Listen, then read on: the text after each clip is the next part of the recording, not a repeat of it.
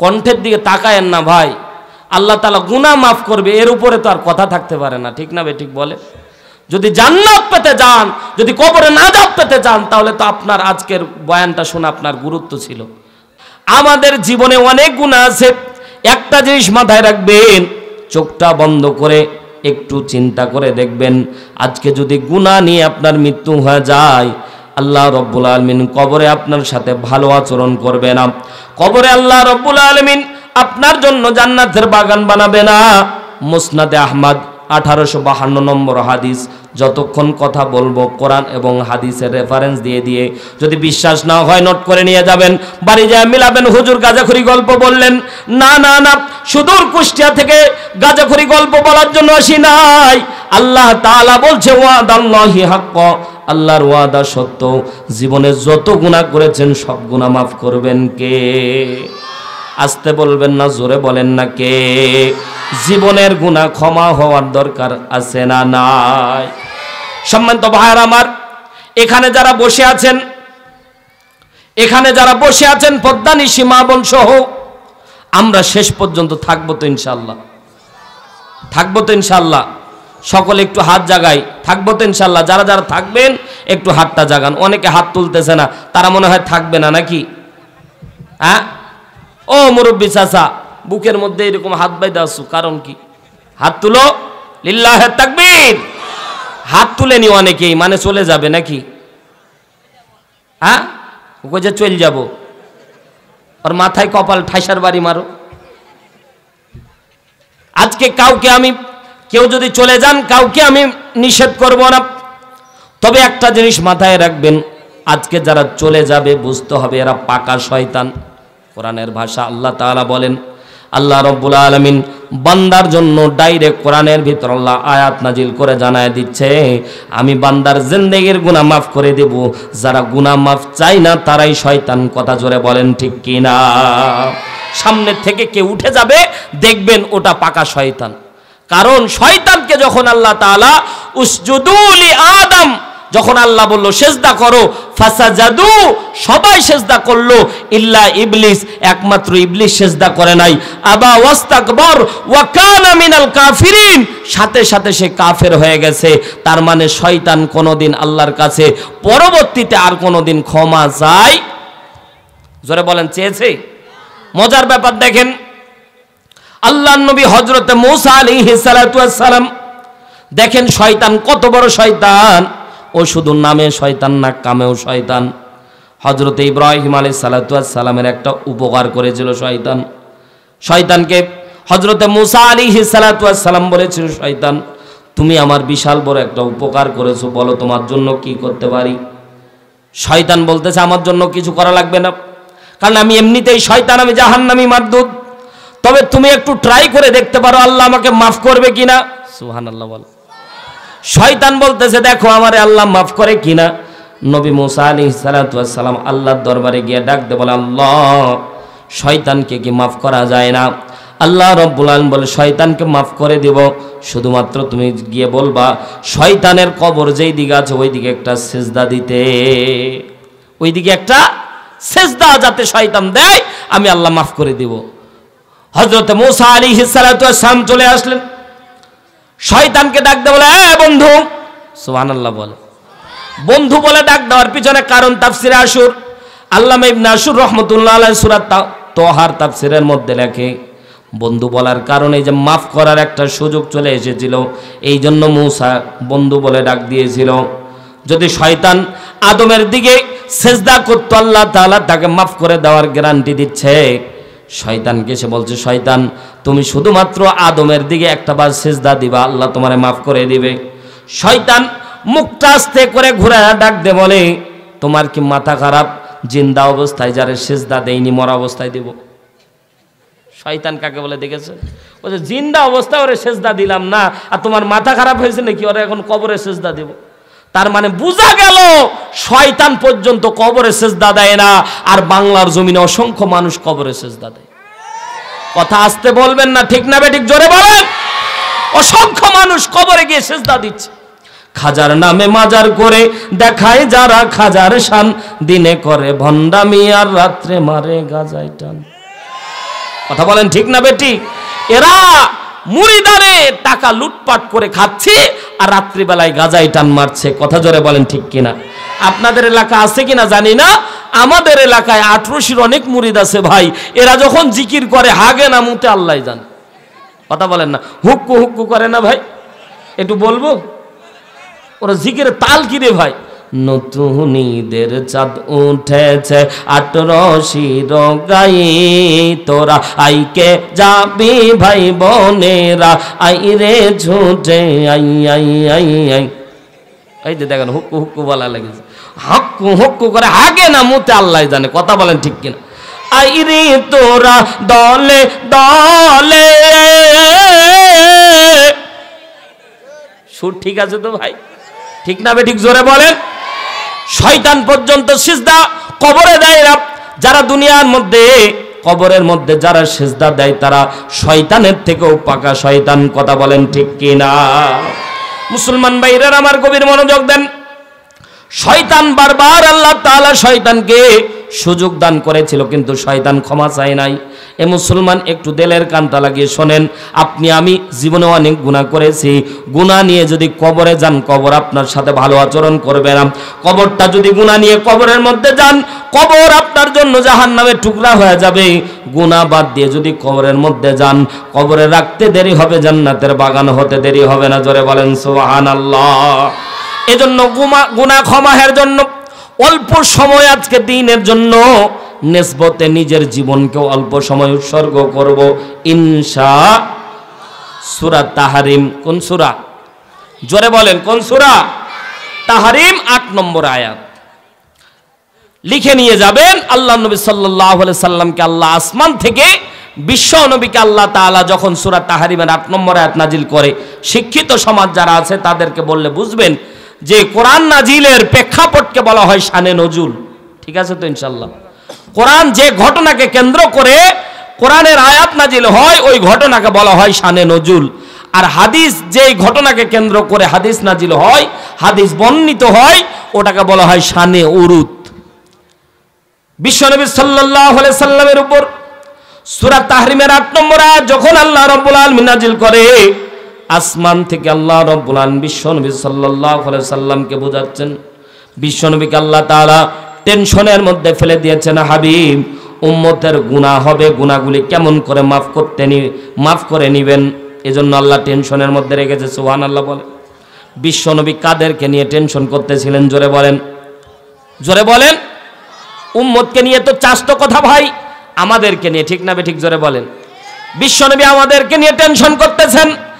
আল্লাহ কিয়ামতের ময়দানে আমার উম্মতের গুনাহ নিয়ে যদি আমার উম্মত উঠে, আমার চোখের সামনে যদি পিটায় পিটায় উম্মতকে জাহান্নামে নিয়ে যাওয়া হয়, এই দৃশ্য আমি রাসূল দেখতে পারবো না।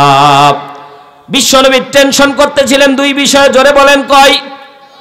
আরো জোরে কয়? জোর হলো না, জোরে বলেন কয়? 1 নাম্বার মুফাসসিরিন একরাম বর্ণনা করতেছে, 1 নাম্বার আল্লাহ নবী সাল্লাল্লাহু আলাইহি সাল্লাম টেনশন করতেছিলেন আল্লাহ আমার উম্মতের যাতে করে কোনো গুনাহ না থাকে। 2 নাম্বার আমার উম্মত যদি কোনো পাপ কাজ করে, ও আল্লাহ আমার উম্মতের গুনার খাতাটা কিয়ামতের ময়দানে আমি রাসূলের হাতে আপনি দান করবেন, আর এই উম্মতের গুনার পৃষ্ঠাগুলি ছিঁড়ে উম্মতকে জান্নাতে নিয়ে চলে যাব।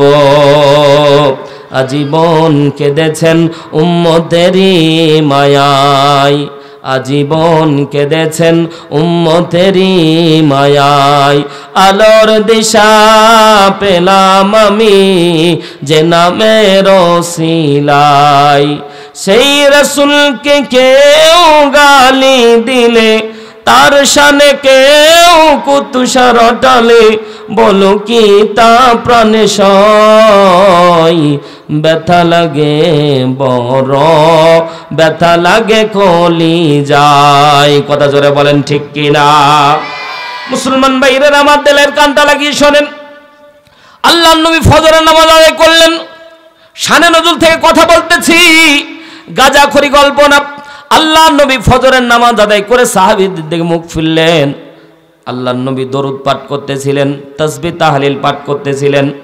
সাহাবা একরাম বিশ্বনবীর দিকে আস্তে আস্তে তাকাচ্ছেন আর দেখতেছেন কিরে আল্লাহর নবী মুখের মধ্যে কেমন জানি টেনশনের ভাব, আল্লাহর নবী মুখের মধ্যে কেমন জানি টেনশনের ভাব দেখা যায়। এ মুসলমান একটা জিনিস মনে রাখা লাগবে, এই যে আল্লাহ তাআলা সুন্দর মুখমণ্ডল দান করেছে, এই মুখমণ্ডলের দিকে তাকালেই বোঝা যায় সে সুখে আছে না দুঃখে, ঠিক না? আল্লাহ মুখটাকে এমন ভাবে সাজিয়েছে, মুখের দিকে তাকালেই বোঝা যায় ব্যক্তিটা টেনশনে আছে না সুখে আছে।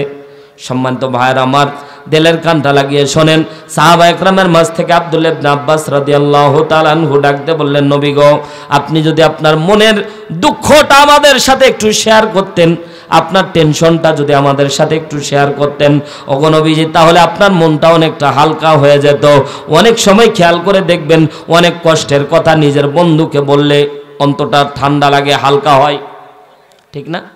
মুসলমান ভাইরা আমার, দিলের কানটা লাগিয়ে শোনেন, উঠে যায়েন না।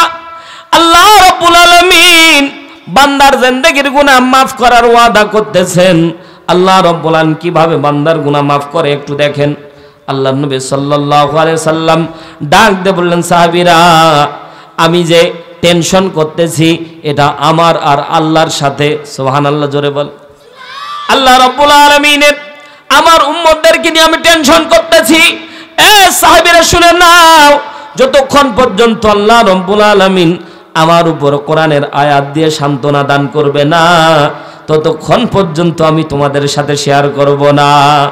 আল্লাহর নবী সকাল থেকে সন্ধ্যা পর্যন্ত একই বিষয়ে টেনশন করতেছিলেন, আল্লাহ আমার উম্মতের যদি গুনাহ না থাকতো, যদি গুনাহ থাকে এই গুনার কিতাবটা, এই গুনার খাতাটা আমার হাতে কিয়ামতের ময়দানে আপনি দান করবেন।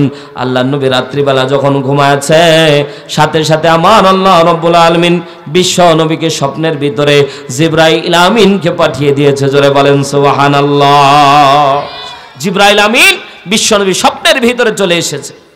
আল্লাহর নবীকে জিবরাইল সালাম দিলেন, আসসালামু আলাইকা ইয়া রাসূলুল্লাহ, ওগো পয়গম্বর, আজকে আমি জিবরাইল এসেছি, কিন্তু আমি জিবরাইল আজকে আপনার সামনে কথা বলবো না। আজকে কথা ডাইরেক্ট আল্লাহ রাব্বুল আলামিন আপনার উপর ডাইরেক্ট আল্লাহ তাআলা কথা বলে, আল্লাহ তাআলা ডাইরেক্ট আপনার উপর ওহী নাজিল করবে। জোরে বলেন সুবহানাল্লাহ। অনেকেই বলবেন, হুজুর গাজাখড়ি গল্প মনে হলো, স্বপ্নের ভিতরে ওহী। 2 নাম্বার আল্লাহ কথা বললেন। এ মুসলমান শুনেন নেন, আল্লাহ রাব্বুল আলামিন 30 পারা কোরআন নাজিল করেছে 7 পদ্ধতিতে। জোরে বলেন কয়? আরো জোরে বলেন কয়? এগুলো শেখার দরকার আছে না নাই? এই মুসলমান, ইসলামের মৌলিক অনেক বিষয় আমরা জানি না, প্রশ্ন করলে উত্তর পর্যন্ত দিতে পারি না। কথা বলেন ঠিক কি না? সেদিন দেখলাম এক মঞ্চের ভিতরে এক নেতা দাঁড়িয়ে নবীর নাম বলতে পারে না, বলছে আমাদের নবী, তারপরে বলতেছে কি কি কি, মানে বলতেই পারে না। 2 মিনিট চলে যায়, নবীর নাম বলতে পারে না। আছে না নাই?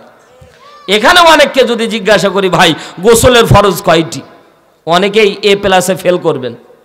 কথা বলেন না কেন? অনেক মুরব্বী এখনো জানেন না যে গোসলের ফরজ কয়টি। গোসল কিভাবে ফরজ গোসল আদায় করতে হয় অনেকেই জানি না, অথচ এই ফরজ গোসল আদায় হওয়ার পরে গোসল না করলে আপনার মসজিদে ঢোকা হারাম। কথা বলেন না কেন? কোরআনের মধ্যে সূরা আনকাবুত 45 নম্বর আয়াত আল্লাহ তাআলা বলছে, ইন্নাস সালাতা তানহা আনিল ফাহশাই ওয়াল মুনকার। জোরে বলেন আল্লাহু আকবার। আয়াতের দিকে খেয়াল করেছেন? আল্লাহ তাআলা বলছে, ইন্নাস সালাতা, নিশ্চয়ই নামাজ, আনিল ফাহশাই ওয়াল মুনকার, সমস্ত অন্যায় কাজ থেকে বিরত রাখবে। নামাজ নামাজি ব্যক্তিকে দুনিয়ার সমস্ত পাপ কাজ থেকে বিরত রাখবে। আল্লাহর কথা সত্য না মিথ্যা? কথা আসতে বলবেন না, সত্য না মিথ্যা? আপনাদের আওয়াজ শুনে মনে হচ্ছে সন্দেহ লাগলো, বলেন না সত্য না মিথ্যা?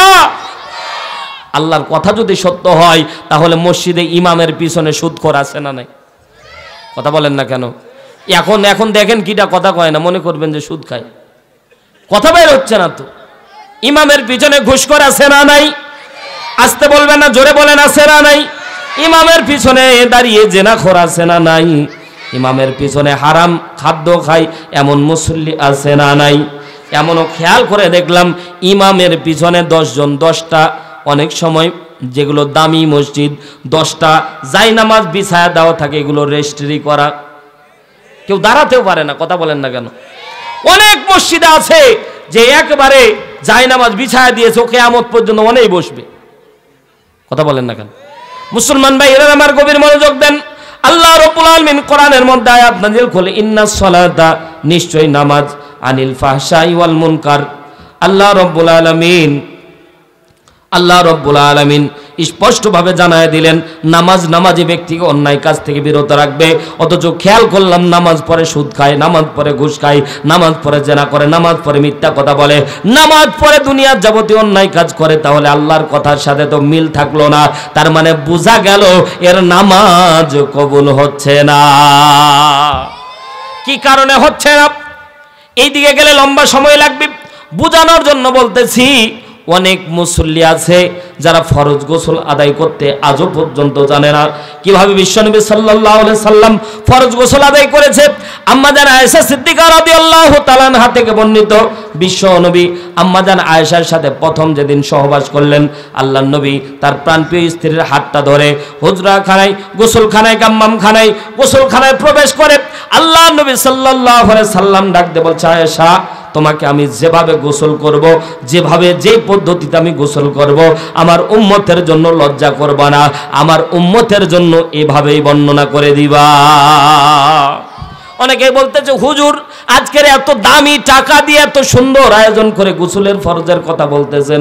ও ভাই, আপনার গোসলের ফরজ যদি ঠিক না থাকে, আপনার নামাজ, রোজা, হজ, যাকাত কোনো কিছু আল্লাহর দরবারে কবুল হবে না। কথা জোরে বলেন ঠিক কি না? মুসলমান ভাইরা আমার, সেদিকে যাব না, লক্ষ্য উদ্দেশ্যে যাওয়া যাবে না। আল্লাহ নবী সাল্লাল্লাহু আলাইহি সাল্লামকে আল্লাহ তাআলা ওহী নাজিল করলেন যে পদ্ধতির বর্ণনা করতেছিলাম। 7 পদ্ধতি। জোরে বলেন কয়? আর জোরে বলেন কয়? 1 নম্বর পদ্ধতি ঘন্টা ধ্বনির নাই। জোরে বলেন 1 নম্বর পদ্ধতি। বলেন মুখস্থি করে জানতো ভাই, কারণ এখন তো বিপদ ভাই। 5 জন পয়গম্বরের নাম, ইসলামী বিশ্ববিদ্যালয়ের একজন ছাত্রকে জিজ্ঞাসা করা হলো 5 জন পয়গম্বরের নাম বলেন তো। বলতে যে 1 নম্বর আদম, 2 নম্বর হাওয়া আলাইহিস সালাম। ও ভাই, হাওয়া নবী? 3 নম্বর বলছে ইব্রাহিম, 4 নম্বর বলছে রবীন্দ্রনাথ ঠাকুর, 5 নম্বর লালন শাহ। চিন্তা করা যায় 5 জন পয়গম্বরের নাম আমরা বলতে পারি না। কপাল পোড়া আছে না নাই? মুসলমান গভীর মনোযোগ দেন, বাস্তব কথাগুলি শুনে যান। আমি খেয়াল করে দেখলাম আমার দাদু নাতির জন্য বউ দেখার জন্য যখন ঘর থেকে বের হয়েছে, আমার সাথে দেখা, বলছে মাওলানা কি প্রশ্ন করব বলো তো। আমি বলছি মুরব্বী মানুষের থেকে ফির আমরা বেশি জানি নাকি? মুরব্বী মানুষ যত ফষ্টি নষ্টি জানে এর ধারে কাছেও আমরা নাই। কথা বলেন ঠিক কিনা? তা আমি বললাম যে অন্তত মাসআলাগুলি একটু জিজ্ঞাসা করে নিয়েন। তো আমার দাদু ওই মেয়েকে জিজ্ঞাসা করেছে, মা বলো তো ফজরের সুন্নাত নামাজ কয় রাকাত? তো মেয়ে জীবনও নামাজ পড়ে না, জীবনও জানে না। ও বলতে পারবে? বলেন বলতে পারবে? ও টেনশনে পড়ে গেছে যে কত কই আর কি হয়। ওর মাও জানে না, কোনোদিন নামাজ পড়েনি, জানেও না ভাই। আর না জানলে কি বলা যায়? তখন ওর মা কানে কানে বলতেছে, তো দাদু বলতেছে ও কানে কানে বললে কি হবে, শোনা যাচ্ছে। কানে কানে বলছে, মা বেশি কয়া ঠক, কম কয়া ঢুকিস না। বলছে কত কব আইডিয়া দাও? বলছে 20-25 যা পারিস ক। ও বলছে 45 রাকাত। আমি বললাম দাদু এরা যদি নাতির সাথে বিয়ে দেন, এ তো ফজর থেকে জোহর পর্যন্ত খালি নামাজই পড়বে। কথা কর না, এ যদি একবার নামাজ ধরে বিপদ আছে না নাই? মুসলমান ভাই এরা আমার মৌলিক বিষয়গুলি জানার দরকার। এজন্য তো মাদ্রাসায় যখন তলবে ইলমকে ভর্তি করাবেন, পবিত্রতা শেখানো হবে, কোরআন শেখানো হবে, ইসলামের মৌলিক বিষয়গুলি শেখানো হবে। এই জন্যই তো মাদ্রাসার দরকার। কথা বলেন ঠিক কিনা? আর আমরা মাদ্রাসায় দিই না, মনে করি মাদ্রাসায় দিলে ছেলেটা আমার মনে ফকিরি বিদ্যা শিক্ষা করতেছে, ছেলেটা আমার আর খাইতে পারবে না রে। কথা বলেন না কেন? মাদ্রাসায় যখন কেউ ভর্তি করে তখন আবার এলাকার লোকজন টিটকানি করে, ফকিরি বিদ্যা শিক্ষার জন্য মাদ্রাসায় ভর্তি করেছে। কথা বলেন না কেন? কথা জোরে বলেন ঠিক না বেঠিক? আল্লাহর কসম করে বলি এইরকম কটুক্তি আপনাদের এলাকায় কেউ মনে হয় করে না। মাদ্রাসায় ভর্তি করাইলে নাক ছিটকাই। আর আমাদের একটা রীতিনীতি হলো যে সন্তানের মেধা ভালো ওটারে দাও কিন্টার গার্ডেনে, আর যেটা চলতে পারে না, ফিরতে পারে না, ন্যাংরা খোরা লুলা, ওটারে দাও মাদ্রাসায়। ওটা ওই করে ও তখন আর ল্যাংড়া খোলা কি করবে, একটু শিখায়া হাত পাইতে বসে আছে। মানুষ মনে করে মনে হয় কোরআন শিখলে মনে হয় হাতি ফাতে। কথা কয় না কেন? আমি যখন এলাকার মধ্যে মাদ্রাসায় যাইতাম, এলাকার মুরব্বী চাচারা বলতো, ভাইস্তা রে মাদ্রাসায় পড়তেছিস, ভাত পাবি না। তা আসলেই তো কথা ঠিক, ভাত তো পাই না ভাই। মাহফিলের মধ্যে আসলে খালি কোরমা পোলাও বিরিয়ানি দেয়, ভাত দেয় না। কথা বলেন না কেন? গরুর গোস্ত, খাসির গোস্ত কি খাবেন? আল্লাহ সব খাওয়াই, কথা জোরে বলেন ঠিক কিনা? তা আমি একটু ওই যে সকল চাচারা আমাকে টিটকারি মারতো, আমি তাদেরকে মাথার মধ্যে কেস করে রেখেছি, আল্লাহ যদি কোনোদিন প্রতিষ্ঠিত করায় তোমাদের দেখে ছাড়বো। তো এক চাচারে আমি মেহেরপুর নিয়ে গেছি মাহফিলে, খুব রুচি আমার চাচার, নাম বলতেছি না, সম্পর্কে চাচা হবে, আবার আপন চাচারা ভিডিও দেখার পরে আমার মাইন্ড করে, ভাইস্তা আমাদের নাম তুমি বলে বেড়াও, সম্পর্কে চাচা, কারণ ওইভাবে বললে তো ভাই বিপদ। তারে নিয়ে গেছি মেহেরপুর, নিয়ে যাওয়ার পরে পরের দিন মাহফিল আবার দিনাজপুর। তো লম্বা সফর, সারা রাত আমি অল্প খাইছি। চাচা যখন দেখছে গরুর গোস্ত, খাসির গোস্ত, তারপরে ঘুঘু পাখি আবার রান্না করছে, এই রকম অনেক রকমের আইটেম, চাচার আর মাথা ঠিক নাই, গলা পর্যন্ত খাইছে। খাইতে খাইতে ঢেকর মারতেছে, ঢেকরটাও গন্ধ আসতেছে। খাইছি। এখন বলেন তো এই খাওয়া সারাদিন যদি গাড়িতে থাকে, গাড়ি যদি বাথরুম চাপ লাগে, গাড়িওয়ালা ব্রেক দিবে? আমি খাওয়া দেখেই বলতেছি যে বিপদ ফেলে কি না আল্লাহ জানে। আমি বলছি চাচা কম করে খাও, দরকার হয় বাড়ি যা তোমার আরও খাওয়াবো, তাও খায়ও না। বলছে বাইশটা তুই কথা কইস না, আজ সুযোগ আসছে, আজ ঝেনে দে। একেবারে খায়ে দেয় গলা পর্যন্ত। এবার রাত্রিবেলা যখন হয়েছে, রাত্রিবেলা আমি 1 বছর আগের ঘটনা, তখন আর আমার প্রাইভেট কার ছিল না, আমি বাই রোডে গেছি। আমি কমিটিকে বললাম এই রাত্রে আমার যাওয়া সম্ভব না, আমারে ঘুমাইতে দেন। তো একটা রুম দিল, বলে আপনারা যেহেতু চাচা ভাইস্তা তো এক কম্বলের নিচেই থাকেন, আমাদের আত্মীয় স্বজন এসেছে, আর মাহফিলের দিন ভাই এলাকার মধ্যে আত্মীয় স্বজন আসে, কথা বলেন ঠিক না বেঠিক? একটা আনন্দকর ঈদের দিনের মতো লাগে, ঠিক না বেঠিক বলেন? তো এক কম্বল দিল, তো চাচা ভাইস্তা আমরা দুইজন এক কম্বলের নিচে থাকলাম। কিছুক্ষণ পর দেখতেছি মশা পোঁ পোঁ করতেছে। ও ভাই, পৃথিবীর একটা শক্তি আছে, এই মশা ছোট্ট হলে কি হবে, এ যখন গান গায় তখন সবার ঘুম হারাম। কথা বলেন ঠিক না বেঠিক? এ গান এমনি গায় না ভাই, এ কানের মধ্যে খালি বলে এই আল্লাহর দুশ্মন, আল্লাহ খালি হুকুম দিলে নাকে ঢুকবো। কথা কয় না কেন? জোরে বলেন ঠিক কি না? হযরত ইব্রাহিম আলাইহিস সালাতু ওয়াস সালামের ঘটনা আপনারা জানেন, আমি সেদিকে যাব না। চাচা আর ভাইস্তা, আমরা দুই চাচা ভাইস্তা এক কম্বলের নিচে ঘুমাইছি। তো মশা যখন গঁ গঁ করে, এখন তো আর কয়েলও চাওয়া যায় না, রাত হয়ে গেছে। তো আমি কম্বল ঢাকা নিয়েছি, অন্তত যাতে গনগন না করে, একটু ঘুমাই। তো ভাই কম্বল যখন ঢাকা নিয়েছি, দেখতেছি চাচা কম্বলের নিচে পক পক করে খালি পাততেছে। ও ভাই, গ্যাস যদি পেটে হয়, ওই পায়খানার থেকে পাদের গন্ধ বেশি হয়। কথা বলেন ঠিক না বেটি? তো আমি কইলাম চাচা বেকায়দা, ওপরে ওপরে পপ, নিচে পক পক। তো চাচা আমি যাবো কোন কায়দায়? বলছে ভাইস্তা রাগটা করিস না ভাইস্তা, বিপদ যখন হয়েছে, আমি যখন মারবো তখন আমি পুলিশ বলবো, তখন তুই মাথাটা উপর দিকে করিস, অন্তত গন্ধ থেকে যাতে বাঁচিস। তখন চাচা মাঝে মাঝে পুলিশ কয়, আর আমি মাথা আস্তে করে উপর দিকে করি, নিঃশ্বাস নিই, আবার মাথা ঢুকাই, দুই দিকে বিপদ। এক পর্যায়ে পুলিশ বলতে বলতে চাচা আমার কিছুক্ষণ পর বলে দারোগা। আমি বলছি চাচা শিখাইলাম পুলিশ, কইলা দারোগা, কারণ কি? করছে ভাইস্তা আমি তো বাথরুম করে দিয়েছি। এই যে কোরআনের ছাত্রদের সাথে বেয়াদবি, আল্লাহ জায়গা মতো বাথরুম করায় ছাড়বে। কথা জোরে বলেন ঠিক না বেটি? মুসলমান ভাইরা আমার দিলের কানটা লাগিয়ে শোনেন, মাদ্রাসায় তলবে ইলমকে ভর্তি করালে জীবনও সেই সন্তান কোনোদিন আপনার অবাধ্য হবে না। আল্লাহর কসমকে বলে বলি, যেই সন্তানের দিলের মধ্যে, সিনার মধ্যে কোরআন থাকবে, এই সন্তান কোনোদিন আপনারে বৃদ্ধাশ্রমে দিবে না। কথা জোরে বলেন ঠিক কি না? সম্মানিত ভাইয়ার আমার, গভীর মনোযোগ দেন। আল্লাহর নবীর উপরে আল্লাহ রাব্বুল আলামিন ওহী নাযিল করলেন। বিশ্ব নবীকে আল্লাহ তাআলা সালাম দান করলেন, ডাক দিয়ে বললেন হাবিব, বলেন তো আপনি কি নিয়ে টেনশন করতেছেন? সাথে সাথে আল্লাহ তাআলা যখন বিশ্বনবীকে বলেছে, জিজ্ঞাসা করতে চাই মুসলমান, আল্লাহ বিশ্বনবীর টেনশন সম্পর্কে জানে কি জানে না? জোরে বলতে হবে। আল্লাহ তাআলা বিশ্বনবীর টেনশন সম্পর্কে জানে, তাও বিশ্বনবীর মুখ দিয়ে শুনতে যাচ্ছে। আল্লাহ তাআলা বিশ্বনবীকে যখন ডাকতে বললেন, ওগো পয়গম্বর, বলেন তো কি বিষয় আপনি টেনশন করেন? আল্লাহর নবী ডাকতে বলছেন, আল্লাহ তুমি তো আহকামুল হাকিমিন, অন্তরের খবর জানো রে আল্লাহ। তারপরেও বলতেছি, এ রব্বুল আলামিন শুনে নাও, আমি টেনশন করতেছি কিয়ামতের ময়দানে আমার উম্মত গুনাহগার হবে, আমার চোখের সামনে আমার উম্মতরে গুনাহ জাহান্নামের দিকে নিয়ে যাওয়া হলে আমি রাসূল এই দৃশ্য দেখতে পারবো না। জোরে বলেন সুবহানাল্লাহ। বিশ্বনবী ডাকতে বলছেন, আল্লাহ কিয়ামতের ময়দানে আমার উম্মত যদি গুনাহ নিয়ে ওঠে, আমার উম্মতের গুনার কিতাবটা আমার হাতে দান করে দিবেন। অনেকের মধ্যে প্রশ্ন জাগতে পারে, হুজুর কিয়ামতের দিন গুনার কিতাব থাকবে, এটা আবার কেমন কথা? কোরআনের মধ্যে আল্লাহ স্পষ্টভাবে জানায়া দিচ্ছে, সূরা বনী ইসরাঈল আয়াত নাম্বার 14, আল্লাহ রাব্বুল আলামিন বলেন, ইকরা কিতাবাকা কাফা বিনাফসিকাল ইয়াউমা আলাইকা হাসিবা। জোরে বলেন আল্লাহু আকবার।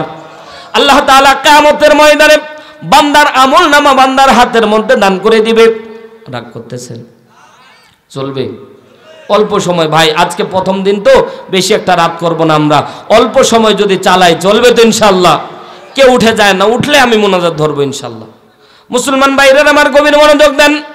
অনেক পদ্মানিশী মা বোন এসেছেন, একটু দিলের কানটা লাগিয়ে শুনেন, জীবনে কত গুনাহ করেছেন দেখেন। আল্লাহ তাআলা গুনাহ মাফ করার জন্য কেমন ভাবে বান্দাকে আল্লাহ তাআলা ওহী দিচ্ছেন। আল্লাহ রাব্বুল আলামিন বিশ্বনবীকে আল্লাহ তাআলা বোঝাচ্ছেন, ইকরা কিতাবাকা কাফা বিনাফসিকাল ইয়াউমা আলাইকা হাসিবা। কিয়ামতের ময়দানে প্রত্যেক বান্দার আমলনামা একটা করে কিতাব আল্লাহ রাব্বুল আলামিন হাতের মধ্যে দান করে দিবেন। আল্লাহ বলবেন, ইকরা, পাঠ করো। কি পাঠ করবে? কারাতুল আমাল, দুনিয়ার মধ্যে যে আমল করেছো সে আমল পাঠ করা লাগবে। কাফা বিনাফসিকাল ইয়াউমা আলাইকা হাসিবা, এই আমলনামা তোমার জন্য নিজের জন্য নিজে যথেষ্ট হয়ে যাবে।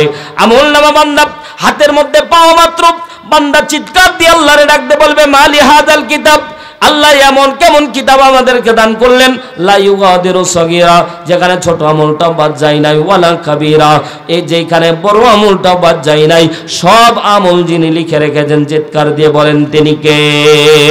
আল্লাহ রাব্বুল আলামিন বলেন, ফামান ইয়ামাল মিসকালা যাররাতিন খায়রান ইয়ারা ওয়া মান ইয়ামাল মিসকালা যাররাতিন শাররান ইয়ারা। আল্লাহ তাআলা বলে, বান্দা বিন্দু পরিমাণে ভালো আমল করলেও আমি আল্লাহ রাব্বুল আলামিন তোমাকে তার প্রফিট দান করব, আর বিন্দু পরিমাণে খারাপ আমল করলেও বান্দা আমি এটার জন্য প্রতিদান স্বরূপ তোমাকে কিয়ামতের ময়দানে শাস্তি দান করব। আল্লাহ রাব্বুল আলামিন সূরা ইনফিতারের 11 নম্বর আয়াতে আল্লাহ রাব্বুল আলামিন আরো স্পষ্ট করে জানায় দিচ্ছেন, কিরামান কাতিবিনা ইয়ালামুনা মা তাফআলুন।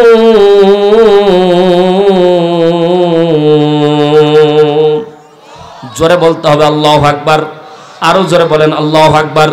আল্লাহ রাব্বুল আলামিন বলছেন কিরামান কাতিবিন। আমরা গ্রামগঞ্জের মানুষ মনে করি কিরামান কাতিবিন মানে দুইজন ফেরেশতা, ঠিক না?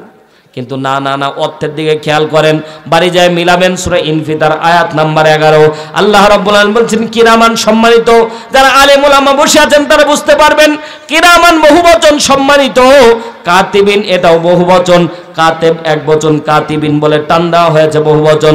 আল্লাহ রাব্বুল আলামিন বলছেন, সম্মানিত লেখক দ্বয় ফেরেশতা, তোমাদের জন্য আমি আল্লাহ তাআলা রেডি করে রেখে দিয়েছি। এই ফেরেশতা বিন্দু মাত্র আমল কম বেশি করবে না, তোমরা যা করবা সব যিনি লিখে রাখবেন। চিৎকার দিয়ে বলেন তিনি কে? আল্লাহ রাব্বুল আলামিন। তাহলে বোঝা গেল আমলনামা একটা করে কিতাব আমাদেরকে দান করা হবে। আল্লাহ রাব্বুল আলামিন আমলনামা হাতের মধ্যে যখন দান করে দিবেন, বিশ্বনবী ডাকতে বলছেন, আল্লাহ আমার উম্মতের আমলনামাগুলি আমার উম্মতের হাতে না দিয়ে আমি রাসূলের হাতে দান করে দিবেন। জোরে বলেন সুবহানাল্লাহ। আমি জানি প্রেমের পাগল সে তো মদিনায়, প্রেমানলে ডুবে মরি, প্রেমানলে ডুবে মরি, ওহে রব্বানা আমি জানি প্রেমের পাগল সে তো মদিনায়। বিশ্বনবী সাল্লাল্লাহু আলাইহি সাল্লামকে আল্লাহ রাব্বুল আলামিন ডাকতে বললেন, হাবিব কিয়ামতের ময়দানে গুনার কিতাব যদি আপনার হাতে দান করি কি করবেন? সাথে সাথে আল্লাহর নবী সাল্লাল্লাহু আলাইহি সাল্লাম ডাকতে বলছেন, আল্লাহ কিয়ামতের আল্লাহ শয়তান কত প্ররোচনা দেয়, বলছে শুনিস না, যা পালা পালা, তুই জাহান্নামে যাবে, অনেক ভালো। ঠিক না বেঠিক বলে? গুনাহ করার পরে বান্দা আবার চিন্তা করে মানুষ যদি সহ্য করে আমিও পারবো। 10 জন যদি জাহান্নামের আগুনে যায় আমিও পারবো। আল্লাহ হেফাজত করুন, বলেন আমিন। মুসলমান ভাইরা আমার গভীর মনোযোগ দেন। আল্লাহ নবী সাল্লাল্লাহু আলাইহি সাল্লাম যখন আল্লাহরে ডাকতে বলেন, আল্লাহ কিয়ামতের ময়দানে আমার উম্মতের গুনার কিতাবটা আমার হাতে দান করবেন। আমার উম্মতের যদি গুনার খাতা না থাকতো, আমার উম্মতের যদি গুনাহ না থাকতো, কতই না ভালো হতো। শেষ পর্যন্ত আল্লাহ তাআলা বিশ্বনবীকে বোঝাচ্ছেন, হাবিব আপনি যা ভাবতেছেন না, কিয়ামতের ময়দান অত সিম্পল অবস্থায় থাকবে না, ডিফিকাল্ট পরিবেশ তৈরি হবে। কিয়ামতের ময়দানে কেউ কাউরে চিনবে না। কথা বলেন ঠিক কিনা? মুসলমান ভাইরা আমার, দুনিয়ার মধ্যেই তো এদিক সেদিক হলে কেউ কাউকে চিনে না। সন্তান যদি ব্লাকি কোনো মামলায় ধরা পড়ে, বাবা সন্তানরে বাবা কয়া পরিচয় দেয় না। কথা বলেন ঠিক কিনা? পাশে ইন্ডিয়া আছে, ইন্ডিয়া থেকে কেউ মনে করেন ডাইল ফাজার করতেছে, 1 কার্টুন ডাইল সহ করে র‍্যাব ধরে ফেলেছে, সাথে আপনি বাবা সামনাসামনি দেখা। এবার জিজ্ঞাসা করতে চাই, আপনি যদি চালাক হন তাহলে দৌড় মারবেন, আর যদি বোকা হন তাহলে বলবেন স্যার এটা আমার ছেলে। ঠিক না বে ঠিক? আপনার ছেলে বলা মাত্র আপনারে ছেড়ে দিবে, আপনার হাতের মধ্যে আরেকটা জোরালো হ্যান্ডকাপ লাগাবে। ঠিক না বে ঠিক? জোরে বলেন। কারণ সন্তানকে তৈরি করেছে বাবা। এজন্য আপনি যদিও যুক্ত না হন, তবু আপনার এই হিসাবের কাজ করে নিয়ে হিসাব দেওয়া লাগবে যে আপনার সন্তান ব্লাকিতে পা দিল কেন। কথা বলেন ঠিক কিনা? সন্তান চুরি করতে গেছে, আম গাছের মধ্যে ধরা পড়েছে, মালিক যখন ধরেছে বলছে বেটা তোর বাপরে বিচার দিব দাঁড়া। তখন ওই সন্তান হাসতেছে, বলতেছে তুই হাসিস কেন? চুরি করতেছিস আবার হাসিস? বলতেছে স্যার আমার বাবা আরেক গাছে চুরি করতেছে, এই জন্য তো হাসি। আমি কি হাসি এমনি? কার সামনে বিচার দিবেন? আমার বাবা আরেকটা গাছে চড়ে আছে। দেখেন মুসলমান ভাইদের আমার, সন্তানকে দেখা মাত্র আপনি দৌড় দিয়ে পালায়া যাবেন। দুনিয়ার মধ্যেই তো এদিক সেদিক হলে সন্তান বাবারে চিনে না, বাবার সন্তানরে চিনে না। আর একটু বোঝানোর জন্য সামনে আগাইলে বুঝবেন। 2019 সালে করোনা ভাইরাস আক্রান্ত যখন হলো, পুরা পৃথিবী লকডাউন হয়ে গেল। সন্তান যখন করোনা আক্রান্ত হয়েছে, বাবা সন্তানকে দূর থেকে টাটা দেয়, বাবা তোমারে ভালোবাসি, ভালোবাসা ওই পর্যন্ত কাছে যাওয়া যাবে না। কাছে যায়নি ভাই, ঠিক না বেঠিক বলেন? দূর থেকে সন্তান বাবারে টাটা দেয়। কোটিপতি বাবা মারা গেছে, কোন কবরস্থানে দাফন হয়ে আছে সন্তান আজও জানে না। আছে না নাই? এই মুসলমান করোনা ভাইরাস হয়ে আল্লাহ তাআলা হাসরের ময়দানের একটা চিত্র যেন চোখের সামনে দেখায় দিয়েছে। যতই কিছু করো না কেন, দুনিয়ার মধ্যেই তো এদিক সেদিক হলে কেউ কাউকে চিনে না। কথা বলেন ঠিক কিনা? বিশ্বনবীকে আল্লাহ ডাকতে বললেন, হাবিব আপনি যা ভাবতেছেন তা না, কিয়ামতের দৃশ্য অত্যন্ত করুণ থাকবে। সেদিন যদি আপনি আপনার উম্মতের গুনার পৃষ্ঠাগুলি ছিঁড়ে উম্মতরে জান্নাতের দিকে নিয়ে চলে যান, আর অন্যান্য উম্মতরা তাকায় তাকায় দেখবে, এমন দৃশ্য সহ্য হবে না। তারা সাথে সাথে মিছিল শুরু করে দিবে, আল্লাহ আপনি জুলুম করলেন, অত্যাচার করলেন। ও রব্বুল আলামিন, আপনার উম্মতের, আপনার বন্ধুর উম্মতদেরকে বিনা হিসেবে আপনি জান্নাতে পাঠিয়ে দিলেন, আর আমাদেরকে হিসাবের কাঠগড়ায় হিসাব নিচ্ছেন। ও রব্বুল আলামিন, ইন্নাল্লাহা লা ইয়াযলিমু মিসকালা যাররা। ও রব্বুল আলামিন, আপনি তো আমাদের উপর জুলুম করলেন, অথচ জুলুম আপনার জন্য হারাম। আল্লাহ রব্বুল আলামিন কারো উপর বিন্দু পরিমাণে জুলুম করবে না। আল্লাহ তাআলা বিশ্বনবীকে বোঝাতে চাইলেন, হাবিব কিয়ামতের ময়দানে আপনি যা ভাবতেছেন তা না, কিয়ামতের চিত্র থাকবে টোটালি ভিন্ন। আল্লাহ নবী লজ্জা পেলেন, মাথাটা নিচু করলেন। মুফাসসিরিন একরাম বর্ণনা করে, আল্লাহ নবী সাল্লাল্লাহু আলাইহি সাল্লাম মাথা যখন নিচু করেছে, সাথে সাথে আল্লাহ রাব্বুল আলামিন সূরা তাহরিমের 8 নম্বর আয়াত নাজিল করে দিয়েছে। আল্লাহ রাব্বুল আলামিন বলেন, ইয়া আইয়ুহাল্লাযীনা আমানু তুবু ইলাল্লাহ, তুবু ইলাল্লাহ। জোরে বলেন না আল্লাহু আকবার। এত দামি আয়াত আল্লাহ কোন নবীকে দেয় নাই। আল্লাহ তাআলা বলছে, ইয়া আইয়ুহাল্লাযীনা আমানু, ওহে যারা ঈমানদার, হাবিব আপনাদের ঘোষণা দান করতেছি। মাথা নিচু করেছেন, লজ্জা পেয়েছেন, ওগো পয়গম্বর শুনে নেন, আমি আল্লাহ বলে দিচ্ছি, আপনার উম্মত যখন গুনাহ করবে, এই গুনাহটা যখন বান্দা যখন ক্ষমা চাইবে, আমি আল্লাহ সাথে সাথে তামাম গুনাহ মাফ করে দেব। জোরে বলেন না সুবহানাল্লাহ। আরো জোরে চিৎকার দিয়ে বলেন না সুবহানাল্লাহ। আল্লাহু আকবার, আল্লাহু আকবার। আল্লাহর নবী আল্লাহর নবীকে আল্লাহ বুঝাচ্ছেন, হাবিব গুনাহ যদি মাফ হয়ে যায় গুনার খাতা তো থাকবে না, ঠিক না বেঠিক জোরে বল। আল্লাহর নবীকে আল্লাহ তাআলা বুঝাতে চাইলেন, হাবিব উম্মতের গুনাহ আমি আল্লাহ রাখবো না। উম্মতকে বলে দিবেন, উম্মত যখন গুনাহ করবে, গুনাহ করার সাথে সাথে উম্মত যখন তওবা করে ফিরে আসবে, আমি আল্লাহ রাব্বুল আলামিন উম্মতের গুনাহগুলিকে মাফ করে দেব। আর গুনাহ মাফ হলে সেটা লেখার আর দরকার হয় না। জোরে একবার বলেন না সুবহানাল্লাহ।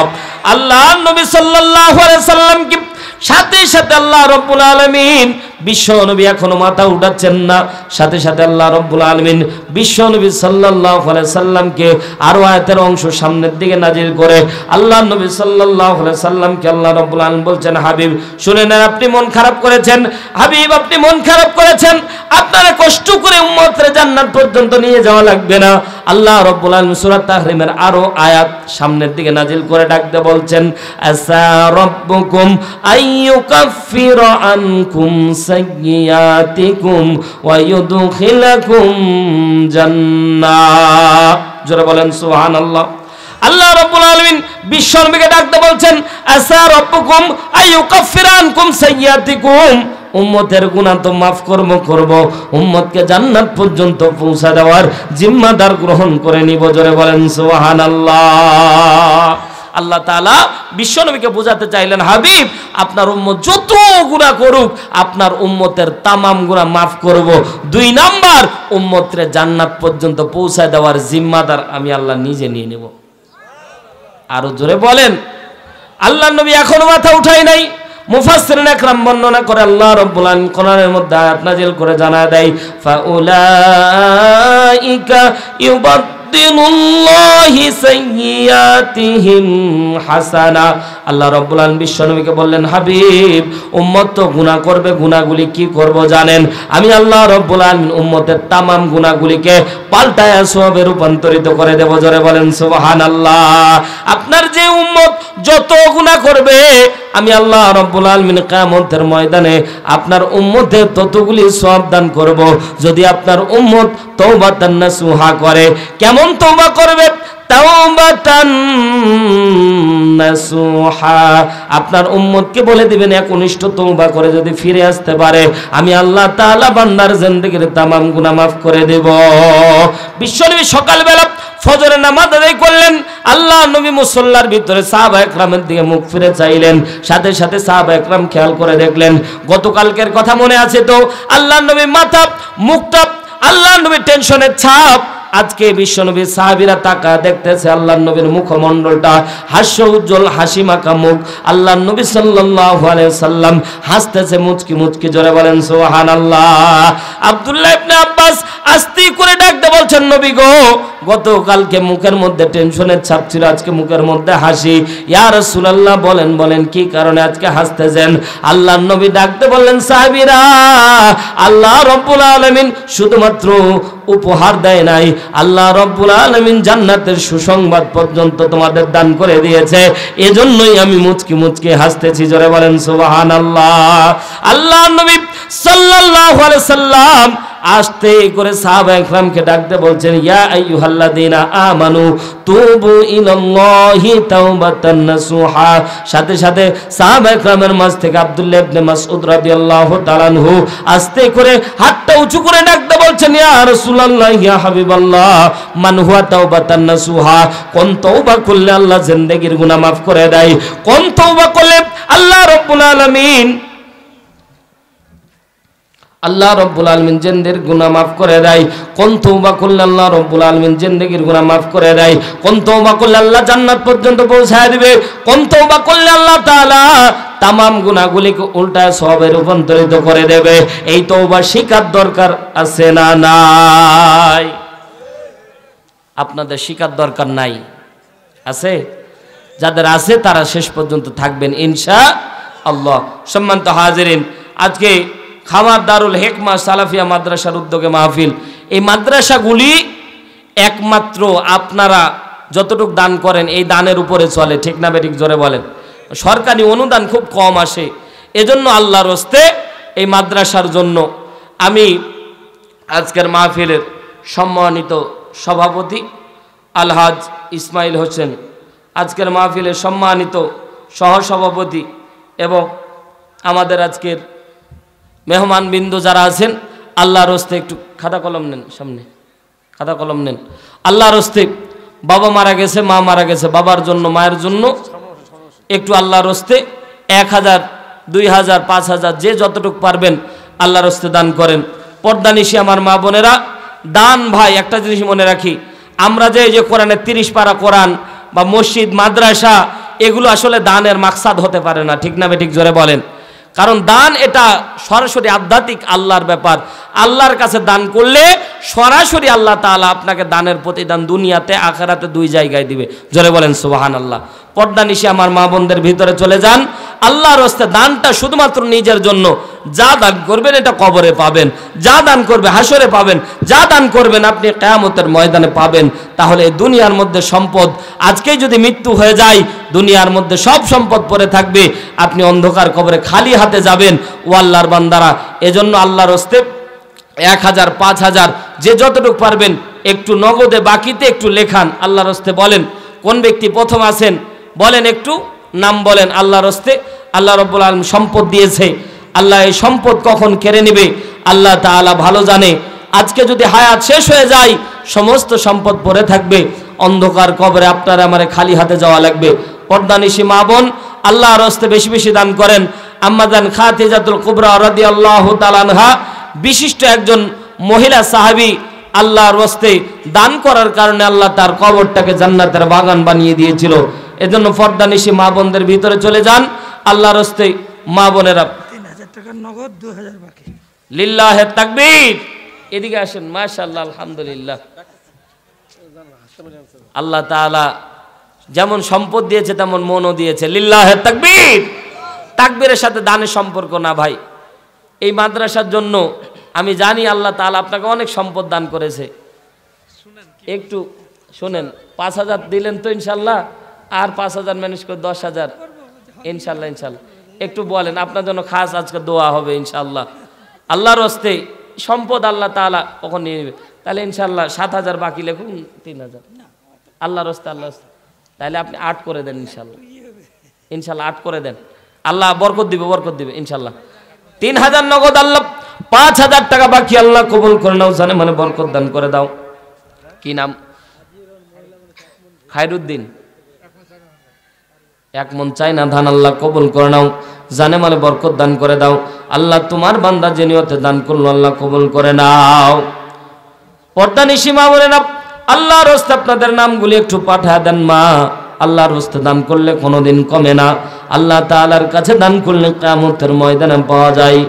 আল্লাহ তোমার বান্দা বান্দিরা যে যে উদ্দেশ্য করে দান করতেছে আল্লাহ প্রত্যেকের দানগুলিকে কবুল করে নাও, জানে মানে বরকত দান করে দাও। পর্দানিশি মা বোনেরা যারা দান করতেছে আল্লাহ কবুল করে নাও। কোন জমিনের মাটি আমার হবে গোরস্থান, কাদের চোখের জলে আমি, কাদের চোখের জলে আমি পাব পরিত্রাণ। কোন জমিনের মাটি আমার হবে গোরস্থান, কার কাঁধে চড়ে আমি কবর দেশে যাব, জানি না কার মোনাজাতে তোমার রহম পাব, কার কারণে করবেন ক্ষমা, কার কারণে করবেন ক্ষমা আল্লাহ মেহেরবান। কোন জমিনের মাটি আমার হবে গোরস্থান, জানি না কার কোথায় কবর হয়ে যাবে, কে কখন মৃত্যুবরণ করব কেউ জানি না। আল্লাহর হস্তে নগদে বাকিতে 500, 1000 করে একটু লেখান নামগুলি আল্লাহর